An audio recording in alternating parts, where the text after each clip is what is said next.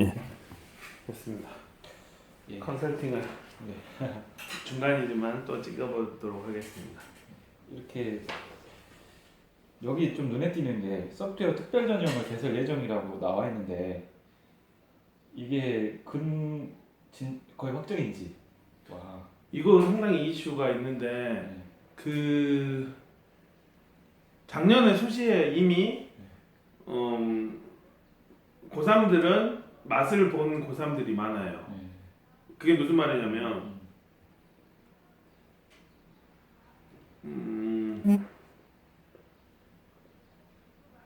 이제 서울 같은 때는 왜 제가 이제 전남 여기까지 오고 선생님 뵙고 이렇게 한 명 한 명이 소중하냐면 서울 같은 데는 이미 소프트웨어 이것들이 수시에 반영이 돼서 아이들이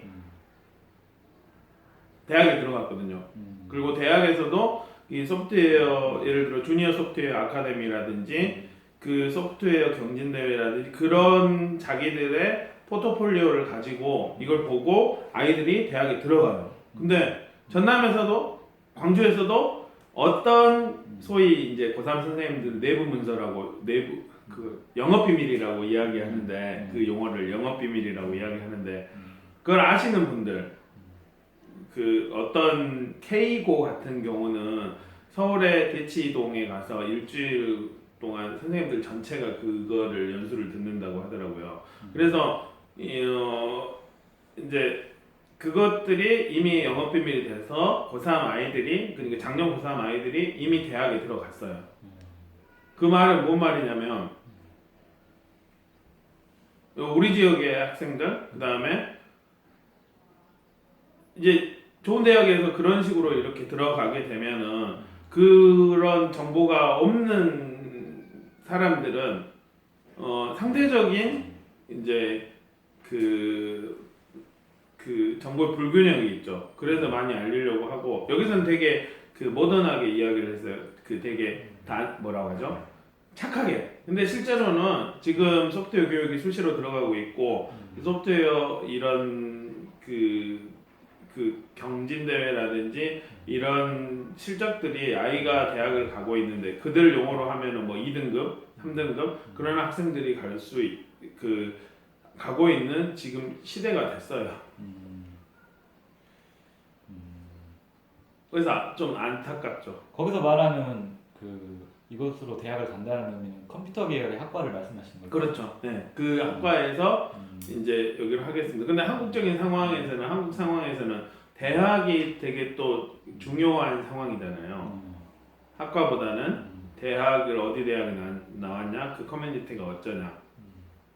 그래서 이제 그런 사람들이 20년 후에 그런 사회 구성원들이 된다면 우리 지역은 또 다른 지역에 그 정보가 공유되지 못한 사람들의 안타까움이 있어서 이곳저곳 다니고 여러 공유하는 노력을 하고 있습니다.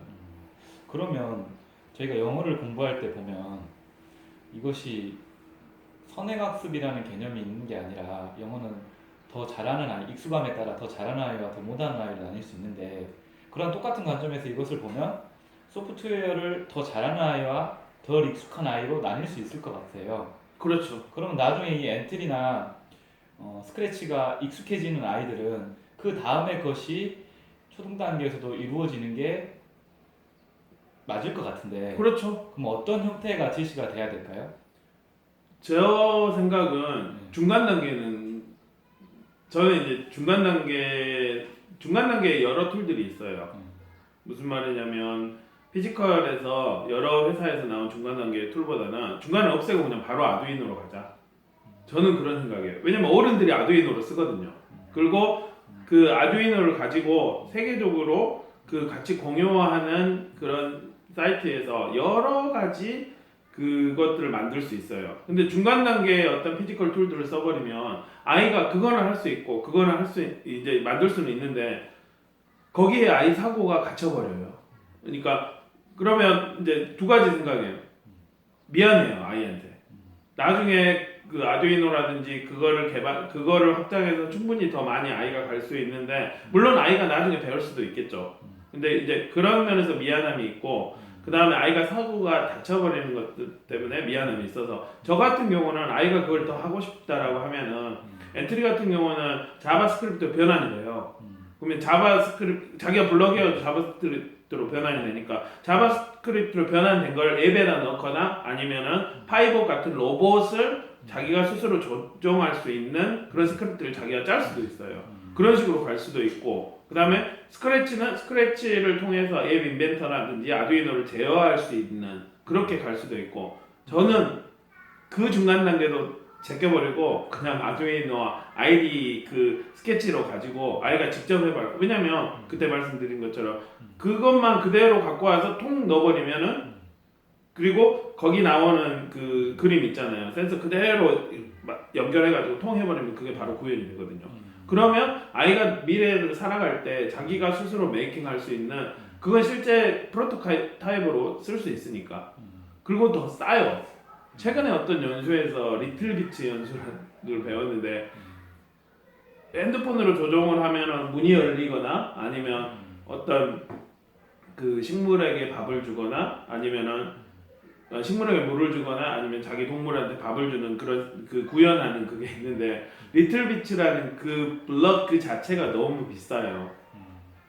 그럼 그 비싼 거를 차라리 하듯이 차라리 그렇게 생긴 거 하나 만드는 거나 사버리는 게 낫죠. 근데 아두이노는 호환 그걸 사버리면 아시다시피 3,000원 밖에 아니니까. 그래서 저는 이제 그렇게 잘하는 아이가 있을 때 바로 실제 그 사용할 수 있는 아이가 만들 수 있는 그런 언어를 아이한테 던져주는 거고 그 중에 하나 집중하고 있는 게 HTML입니다.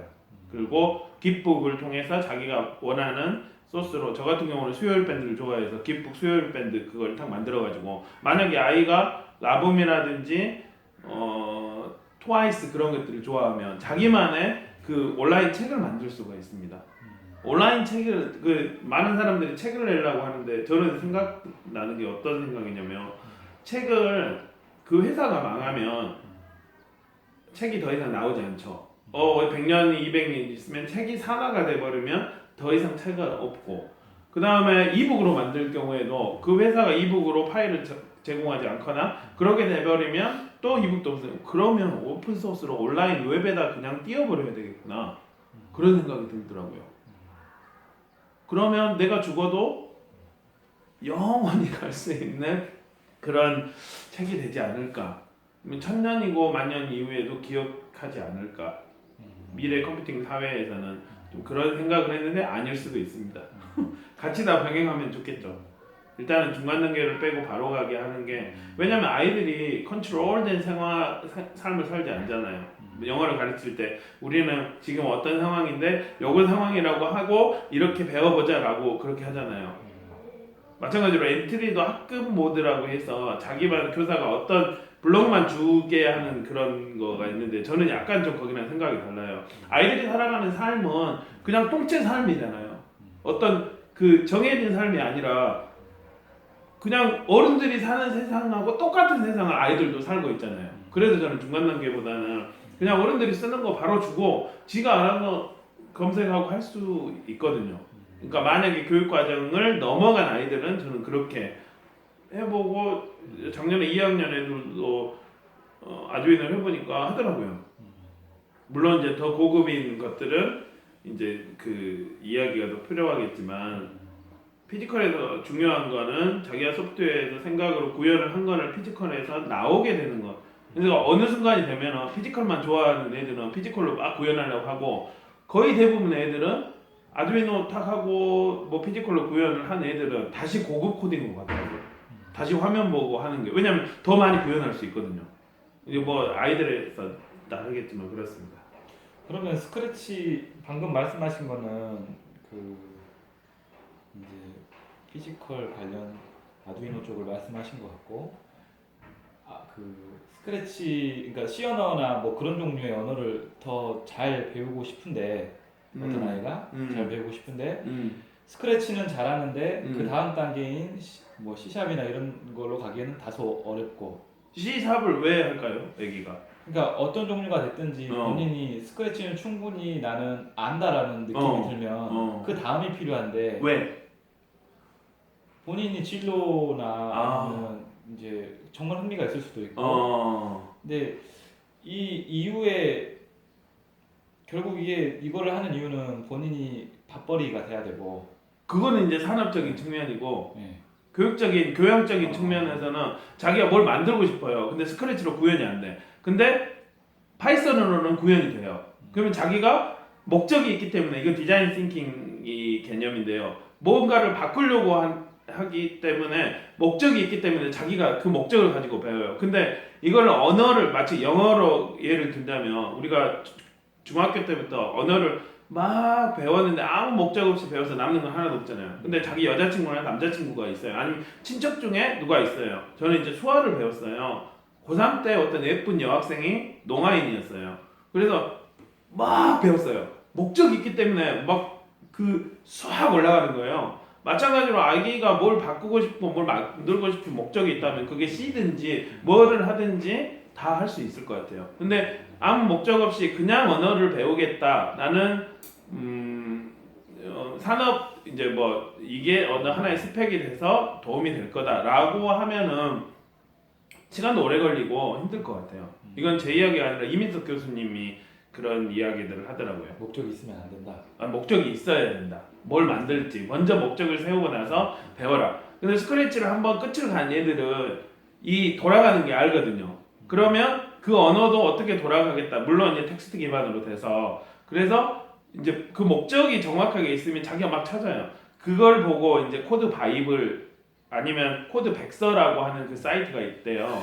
예를 들어 뭘 넣으면 뭐가 구현이 됩니다. 이렇게 쫙 나온대요. 그래서 그것만 애가 보고 이렇게 다 해줄 수 있는 겁니다. 근데 이제 그 말씀하신 것처럼 그 목적이 뭐 예를 들어 올림피아드다 라고 하면은 그 아이는 그걸 위해서 C를 배울 수도 있겠죠. 근데 걔 인생으로 봐서는 그게 삶에서 얼마나 걔 삶을 풍요롭게 할지 그건 이제 걔가 결정하는 거지만 이제 교육이라는 게 아시다시피 그 정범모 교수님에 의하면 가치 있는 활동이잖아요. 가치라는 말은 교육 철학을 해서 자기가 가치를 어디다 주는가, 자기가 이게 소중하다라고 생각하는 것을 알려주는 게 교육이잖아요. 지금의 우리나라 교육 상황대로 국영수가 가치 있다. 영국 같은 경우는 수학 같은 경우는 상당히 지금 의문시하고 있어요. 수학을 학교에서 가르쳐야 되냐. 가치를 또 다르게 보는 거죠. 그래서 C 언어라든지 그런 언어 자체가 가치가 있다라고 하는 선생님들은 그렇게 가르칠 수 있고 저는 교육이 삶의 준비라고 생각하기 때문에 왜냐면 그리스 시대부터 쭉 그렇게 이어져 왔고 그렇기 때문에 일단은 너 뭐 만들래? 라고 했을 때 이거 만들고 싶어요. 그럼 스크래치로 만들어 볼까? 다음에 한계가 막 와. 그러면 애기는 야 아닌데 하면 이런 언어가 있단다. 한 거 탁 던지면 되네요 하면 걔는 완전히 쑥 들어가는 거죠. 저는 그런 좀 입장이고 그랬을 때 더 시너지가 나오고 더 많이 잘 배우는 것 같아요. 근데 문제는 이제 제 능력이 안 된다는 거. 근데는 그때는 이제 많은 온라인 그 사이트들이 있으니까 생활 코딩이라든지 그러면 해외에도 많이 있으니까 아이가 뭘 명확하게 하고 싶습니다라고 하면은 그 도움이 될 것 같습니다. 이제 제가 또 부작용 관련해서 예. 어떤 생각을 해봤는데요.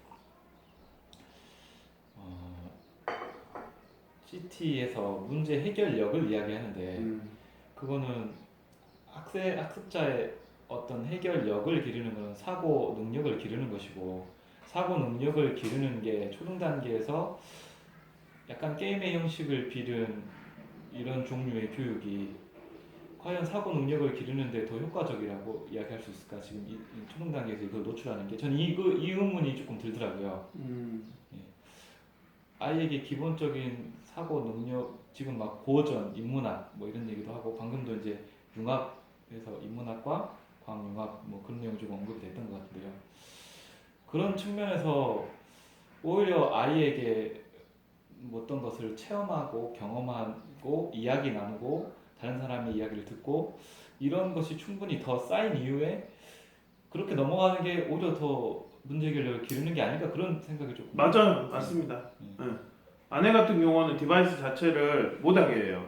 이거 주말에 제가 이제 애들이랑 뭐 이것저것 테스팅하면서 6살짜리랑 초등학교 1학년이랑 같이 하는데 아이는 절대 아내는 오히려 보드 게임이라든지 앉혀놓고 이야기하든지 책을 읽어준다든지 문제 해결 과정이라는 게 다양한 그런 경험이라든지 그런 사고력을 가지고 해결을 하는 거니까 그래서 우리가 소프트웨어 교육에서 경계를 하는 게 정답을 내는 교육으로 가버리면 이거는 아이가 또 다른 공부가 한계가 돼버려서 문제가 있고 그 뭘 만들 수 있는 교육, 재밌는 교육 지금 그러다 보니까 또 게임 위주로 가는데 그것보다는 그 말씀하신 그 문제 해결 과정을 위한 여러 가지 것들과 함께 가는 교육. 예를 들어 아이들이 엊그저께 점심시간에 봤던데 가위바위보 해가지고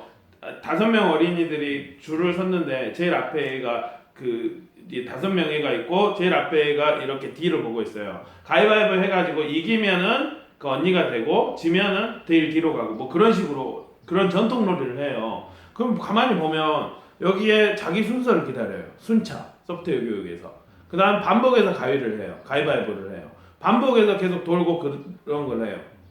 소프트웨어 엔트리나 스크래치나 EPL 교육용 프로그램 언어에서 다 있는 요소가 거기에 있어요. 조건 이겼습니까? 이겼으면 자리를 바꾸십시오.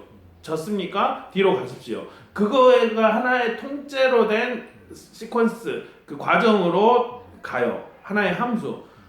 EPL에 4가지 요소가 다 있는 거예요. 전통놀이 안에. 그러니까 굳이 소프트웨어 교육을 할 때 그런 정답을 내거나 게임을 만들거나 이대로 똑같이 따라서 하십시오가 아니라 기존에 있던 예를 들어 고누놀이라든지 장기라든지 저는 알파고 보고 체스에 대해서 다시 생각을 했는데요. 그런 것들에 있는 요소들을 그 녹여내서 같이 할 수 있는 가장 좋은 것은 국어를 스크래치로 가르치고 저는 영어를 스크래치나 엔트리로 가르치거든요.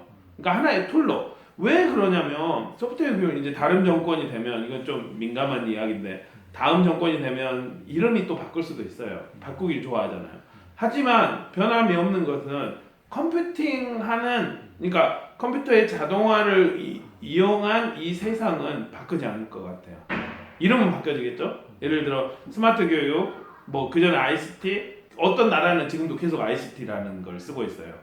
그래서 이름은 어떻게 바꿔지지만 바꿔지지 않는 것은 컴퓨팅, 우리가 컴퓨터를 이용해서 앱을 이용해서 그런 자동화라든지 구체 추상화를 하는 이 환경들은 바꿔지지 않을 것 같아요. 그러니까 이 컴퓨팅을 이용해서 문제 해결을 할 수 있는 영역은 소프트웨어 교육을 활용하지 않고서는 힘든다는 그런 그러니까 이름이 어쨌든지 컴퓨팅을 이용해 문제 해결하는 능력을 길러주는 이 영역 이제 이 능력이 미래에서 중요하다라고 생각을 해서 저는 영국 같은 데는 5살짜리가 주 1회 의무적으로 배워요. 물론 그 교재를 안 가져왔구나. 영국 교재 공유가 돼 있으니까 나중에 주소를 드리겠습니다. 그 아이들이 비봇을 이용하거나 그거 한 번씩 그러면 전국의 아이들이 영국 전체 아이들이 5살 때 이렇게 배워서 그 소양들이 쫙 올라간다고 생각해 보세요. 쫙 올라가고 거기서 배웠던 애들이 산업인으로 또 쭉 올라가요. 여기 영국은 제4의 산업혁명을 지금 본인들이 노리고 있어요. 그래서 맛을 봤거든요. 산업혁명 때 영국이 전 나라를 식민지를 하고 그때 그거를 간직하고 있어요. 그날의 역사들을 되게 중요한 사람들이라서 그래서 소프트웨어 교육을 가지고 그 드라이브를 걸자. 이스라엘이나 인도 같은 데도 그러고 미국도 이제 오바마 대통령이 그걸 보고 대통령이 나서서 드라이브를 걸고 있고 그 다음에 영국 같은 데는 BBC 우리나라 KBS에서 그냥 학교 무료로 그냥 아주 엄청난 마이크로비트라는 그런 아두이노 비슷한 것을 나눠주고 있어요. 근데 이제 베타적으로 다른 나라에서 살라고 하는 루트를 지금 못 발견하고 있어요. 그래서 그런 컴퓨팅을 이용한 시대가 오기 때문에 어릴 때부터 물론 게임을 하든지 뭐 여러 가지 방법은 그다음 교육이라는 자체가 가치론적인 입장이라서 여러 가지 그거가 있지만 여러 경로가 있지만 저는 한꺼번에 같이 투여해서 아이들한테 어릴 때부터 지금 상황은 3년 이후에 이제 중농은 2년 이후에 그 투입이 되고 지금 실과에서 17시간, 5시간 늘려놓고 3년 이후에 5, 6학년부터 투입을 한다라고는 하는데 이게 정식 교육 과목으로 한다면 더 어릴 때 그러니까 국어과에 소프트웨어 EP를 활용한 방법이 들어가는 거고 수학과에 그렇게 들어가는 것이 가장 이상적인 거라고 저는 생각을 하고 그거라도 안 되면 한국적인 상황에서는 정보 교과서가 그 영국처럼 있으면 물론 여러 가지 상황들이 그 이슈가 있겠지만 이제 그거를 바라고 있습니다. 왜냐하면 큰 대지는 소프트웨어 중심 사회를 우리가 놓쳐버리면 우리 삶 자체가 전체적으로 왜곡돼 버리는 식민지 소프트웨어 중심 사회의 식민지가 돼버릴 수도 있거든요. 그것과 똑같은 비슷한 얘기일 것 같은데요. 예속이라는 표현을 쓰셨는데 결국 이건 이제 돈의 문제인 것 같고. 맞아요. 예. 그러면 이전에 이제 이전에는 있지 않았던 기술의 변화나 그런 것들로 인해서 이제 시장이 바뀔 것이고 시장이 바뀌면 직업이 바뀔 것이고 그래서 똑같은 직업이더라도 받을 수 있는 보수의 수준과 또 그런 것들이 바뀔 텐데 또는 사라지는 직업 생기는 직업이 바뀔 텐데 아이들이 지금 배우는 아이들이 6학년 아이들이 나중에 어른이 돼서 관련 직업을 얻으려면 상당히 먼 미래의 이야기인데 한 10년 이상의 미래의 이야기인데 그러면 결국은 아이들에게 공부도 재미가 있지는 않잖아요.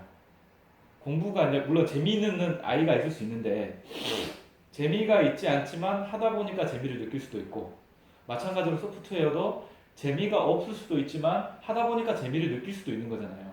그러면 부모의 입장에서 교사의 입장에서 이것이 좋은 것이고 또 이제 가능한 허용될 수 있는 강도에서 그것을 어떻게 보면 푸시라고도 할 수 있고 노출이라고도 할 수 있고 그런 것들 지속적으로 할 수 있을 텐데 이런 것을 어느 수준에서 어디까지 노출시키고 가야 되냐는 분명히 부모나 교사의 의도가 필요한데 그러면 의도를 가지고 그러한 것을 노출을 시킨다는 것은 한국적인 상황에서는 입시와 따로 놓을 수는 없고 왜냐하면은 교육이니까. 예, 미래 밥벌이하고 연관이 돼야만 부모와 교사가 충분한 시간과 그런 투자를 하는 게 당연하고 당연히 현실적인 생각이라고 생각을 하는데요.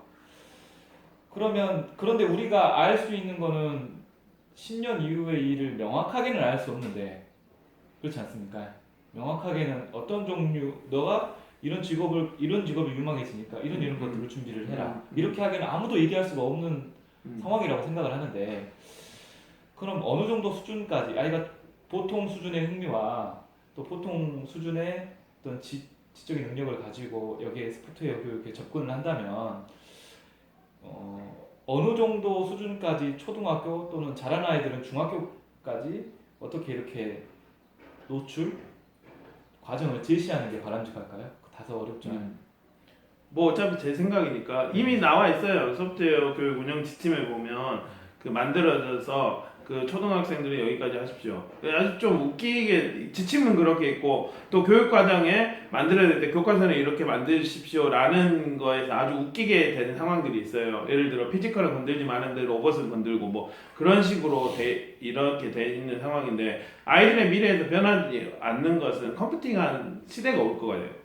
컴퓨터 뭐 철학과까지도 해가지고 컴퓨터가 붙은 다 그런 시대가 쭉 오니까 그런 기본적인 소양들을 아이들에게 이제 주면 된다. 그런 게 이제 그런 측면에서 준비를 하고 상황은 입시랑 이게 입시고 또 우리나라가 이제 이런 과거제 그 기반부터 입시를 통해서 자기의 신분이 변화된다. 이제 그런 사회가 됐기 때문에 되게 민감하고 만약에 이게 입시에 지금은 간접적으로 이렇게 들어가고 있는데 정식적으로 이렇게 들어가게 돼버리면 분명 이제 소프트웨어 하신 분들이 제일 경계하는 게 입시는 넣으면 안 된다라고 이야기해요. 넣은 순간 이건 정답 때려 맞추기. 얘들 그러면 정답을 하면 누군가는 쿼터를 내고 누군가는 떨쳐내야 되니까 점점 더 어려워지고 점점 더 그런 상황이 돼버리면 오히려 지금은 초기 진입 단계가 되게 쉬워요. 엔트리나 스크래치나 되게 쉬운 코딩으로 가는데 어려워지는 거죠. 그러면 점점 학년이 지나갈수록 그 위기가 되면서 아이들은 이제 수포가 아니라 소포자도 생길 수가 있어요. 그래서 입시로는 그 한국적인 그런 상황이 있기는 하지만 입시로 안 들어갔으면 좋겠고 이제 바람직하다는 제 생각은 그 다음에 아이 입장에서 만들 수 있는 상황이 돼야 돼요. 예를 들어 남학생 같은 경우는 게임 만들기 진짜 좋아해요. 게임해서 막 저는 케찹이라고 표현하는데 막 뭐 터지고 뭐 없어지고 난리가 나는 걸 좋아하고 여학생들은 아기자기 장면 바뀌거나 배경 바꿔서 무대 바꿔서 아기자기한 이야기들을 만드는 걸 좋아합니다. 그래서 교사가 아이들을 재미없을 상황을 만들면 안 될 것 같아요. 잘 아시다시피 아이들의 출발점을 잘 보고 이 애기들은 요런 거네, 요런 걸 좋아하네. 보니까 저는 요새 하는 게 마인크래프트를 이용해서 애들 가르치는데 마인크래프트 P 버전, 그러니까 퍼스널 에디션 그 앱으로 볼 수 있는 거. 왜냐면 그 컴퓨터로 하려면 일단 컴퓨터실로 애들을 데리고 가야 되고 서버 사야 되고 복잡한 과정이 있기 때문에 복잡하면 일반 선생님 따라 못 하거든요. 그래서 앱으로 그냥 사가지고 그냥 애들이랑 근데 앱으로 하면 5명이 한꺼번에 한 맵에 들어있어요. 아이들 입장에서는 한 그룹이 초등에 한 조가 보통 5조씩 있잖아요. 그러면 아예 그 교실 하나의 애들이 다 하나 그 교실에서 다 하나의 맵에서 같이 일을 해요. 그러면 ABC도 예를 들어 아이스크림을 글자로 적는다면 저쪽에서 아이스크림을 가로로 적어요. 근데 이쪽에는 세로로 적어요. 이제 그런 환경 왜 그거를 공부에 응용하려고 보면 애들이 마크를 다 좋아하는 거예요. 마크를 전혀 안 한 아이들도 처음 해보고 나서 쉽네, 재밌네, 만드네 하고 나서 좋아하는 거예요. 마크요? 마인크래프트. 마인크래프트. 그래서 이제 그거는 이제 요렇게 생긴 마인크래프트 P라고 검색을 하면은 게임 형식의 게임입니다. 게임이에요? 네. 마인크래프트 아시죠? 네. 들어보긴 했는데 안 해봐가지고. 그러면 요 지금 애들 하는 거 본 것 같아요. 네. 그래가지고 뭐 이런 식으로 해서 글자를 만드는 겁니다. 그러면 애들이 와 학교에서 놀아도 돼요? 근데 저는 치밀하게 계산이 된 거죠. 너희들은 노는 것처럼 생각하고 있지만 실은 너희들은 노는 게 아니야. 공부하고 있어. 흥미로운 게 그러니까 아이스크림, 레몬, 오렌지 그거를 종이에 적으라고 해요. 진짜 따분하고 힘들어요. 근데 애들이 마인크래프트는 O를 적고 R을 이렇게 적으면 희한하게 뇌 과정에서 자기가 실제 적지는 않지만 그 스펠링 하나하나를 외우고 있더라고요. 예를 들어 비버 로봇을 이용해서 아이들한테 go straight, turn right를 가르쳐 버리면 자기가 turn right, go straight 아니면 왼쪽으로 돌아라 오른쪽으로 그걸 외우지 않지만 로봇을 통해서 한번 해주면 그게 자기가 습득이 그러니까 새로운 교수법으로 아이가 배우게 되더라고요. 그래서 재미없다라고 하는 아이들한테는 걔가 뭘 좋아하는지 예를 들어 점심시간에 가까우면 그 스크립트 스프라이트나 오브젝트에서 그 먹을 거에 관련된 것만 다 찾아봐라. 움직여볼까? 그렇게 해주면 재밌어라 하는데 단 전제는 이제 바람직한 거를 이야기를 하라고 해서 단 전제는 정답을 내면 안 돼요. 가장 중요한 건 그런 걸 만들려면 애들이 인문학적인 소양이 있어야 됩니다. 그래서 스토리텔링이 중요하고 우리나라에 내려왔던 그 이야기들을 아이가 충분하게 알고 있어야 돼요. 왜냐면 우리 세계 뭐 백설공주 뭐 그런 이야기들은 다 알고 있는데 우리나라만의 것을 알고 있고 그것을 컨텐츠화해서 세계로 나오면 대박을 치거든요. 다른 나라에는 없기 때문에. 그래서 이제 스토리텔링도 주목을 하고 있는 입장입니다. 시원하게 해소가 안 되죠. 아니요, 시원하게 해소가 됐어요. 그래요? 제가 그거 관련해서 엄청나게 더 말씀을 드릴 수가 있는데 어디까지가 이제 좀 애매한 접점이 있어요. 선생님들 소프트웨어 교육을 시작하는 선생님들도 어디까지 그냥 실과에 한 영역 들어간다라고 생각할 수도 있고, 저는 이건 국가의 그 아주 큰 중대사라고 생각하기 때문에 스마트 교육 처음 들어왔을 때 저는 좀 그 당시에는 철학 공부하고 있었는데 반신반의했어요. 어차피 툴 아니냐라고 했는데 보니까 다 컴퓨팅이더라고요. 근데 소프트웨어 교육은 더, 왜냐면 이건 사고력을 건드는 거라서. 방금 얘기하신 소프트웨어 교육은 자동화라고 아까 표현하신 말하고 똑같은 의미를 쓰신 거죠. 추상화와 자동화라고 표현을 하고요. 영국에서는 그 두 가지로 이야기를 하고 구글 시티에서는 네 가지 정도로 이야기합니다. 정확하게 지금 생각이 안 나요. 패턴 인식. 패턴 인식. 예, 그 패턴 인식을 다른 말로 하면 반복입니다. 아까 그 EPL의 네 가지 요소 있었잖아요. 스크래치나 엔트리가 그런 방식으로 구현이 되는데, 첫째는 순차입니다. 그러니까 컴퓨터가 그 컴퓨팅 사고를 위해서 컴퓨터가 어떻게 돌아가는지 보자. 걔네들은 순서대로 해요. 순서대로. 또박또박. 그 순차에서 제가 컴퓨팅 사고력을 배우면서 가르치면서 저는 순차를 이때습니다. 제 몸을 모드를 CT적 사고로 몸을 모드를 바꿀 때가 있어요. 빨래를 할 때 그래요. 너무 힘들어요. 애들 빨래 세탁기 2대나 있는데 빨래를 10kg를 그걸 2번을 하는 거예요. 왜냐면 주말에만 하고 주중에 한 번 더 돌리긴 하는데 옷들이 많고 인원이 많으니까 애가 셋이라 그때 컴퓨터적으로 제 모드를 바꾸죠. 순서에 따라서 옮깁니다. 순서에 따라서 아무 생각 안 해요. 순서에 따라서 갭니다. 그게 이제 순차. 그 다음에 이제 반복을 할 때 컴퓨터는 그것도 아무 생각 없이 컴퓨터는 반복을 하죠. 반복 걸어놓으면 무한 반복하든지 10번 반복하든지. 그게 이제 EPL에서 구현되고요. 조건. 예를 들어 이 조건 이게 딱 봤어. 이게 속옷입니까? 속옷은 이쪽에다 놓으십시오. 그 다음에 얘가 색깔 있는 옷입니까? 나중에 빠십시오. 그런 조건들. 그 컴퓨터의 사고하는 방식을 그 블록 코딩, 엔트리나 스크래치를 가지고 A가 배웁니다. 아니면 앱도 있어요. 더 푸라는 앱이라든지 스크래치 주니어라든지 아워 오브 코드인가? 거기서 나오는 그 불 켜는 거라든지 그 여러 가지 그런 칸 아카데미. 그 이름이 불 켜는 게 이름이 생각이 안 나. 그 지나가면서 불을 켜는 시스템인데요. 요즘은 다른 거에 지금 VR에 관련돼서 고민들을 많이 하고 있어서 작년에는 소프트웨어 교육이 완전히 그 함몰돼서 살았는데, 왜냐하면 미래 사회를 보면 단순히 소프트웨어 교육뿐만이 아니라 그 다 준비해야 될 것 같더라고요. 미래가 어떻게